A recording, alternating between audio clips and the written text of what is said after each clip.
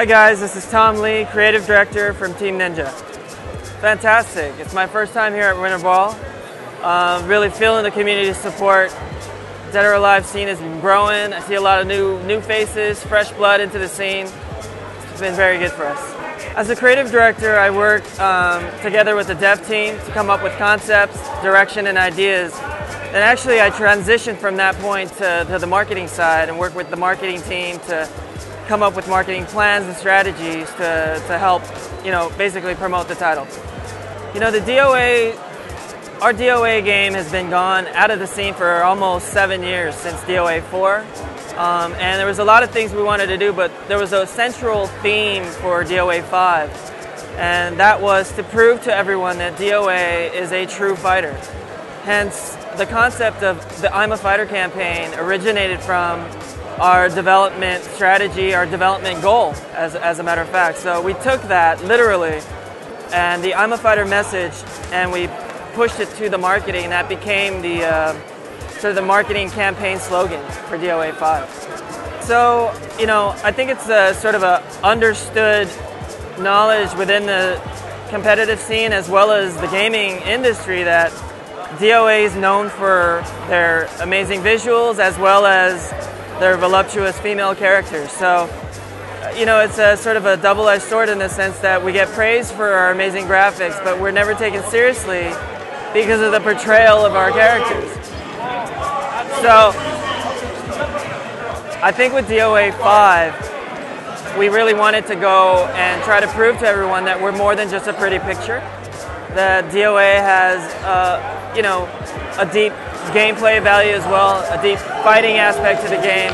So, yes, there is jiggle physics. Yes, there is amazing graphics, levels and stages, but the fighting is the core of our game, and the I'm a Fighter message hopefully supports that. Yes, I think all along our intentions was to bring DOA 5 in and really push it into the competitive scene. And we definitely look at esports as one of the areas in not just gaming, but in sports that has so much room to grow. And I think in our talks with other tournament leagues, including IPL and others, a lot of the corporations see the potential in DOA to really grow esports, especially from a spectator point of view. DOA is one of those games that you don't really necessarily have to know how to play to really enjoy and appreciate what's going on. It has sort of that big budget cinematic feel to it. I think it's a crowd pleaser. So there's a lot of components that really can, push our game sort of into that esports genre. I think, over the years that we've been away, there's been a lot of sort of crossing of different titles, mixing together, Street Fighter, Tekken, there's been, Marvel.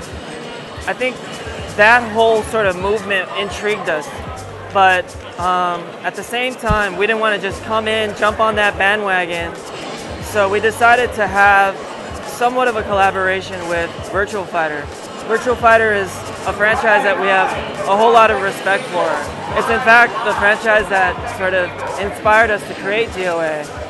So it's sort of us paying homage to that franchise, and we thought it was a perfect timing to hook up with Sega, showcase our new title, bring their sort of infamous characters into our game, and present it in a sort of in what we think is a unique package rather than DOA versus Virtual Fighter. And we're trying to be relevant, but not trying to copycat with everybody else in that sense.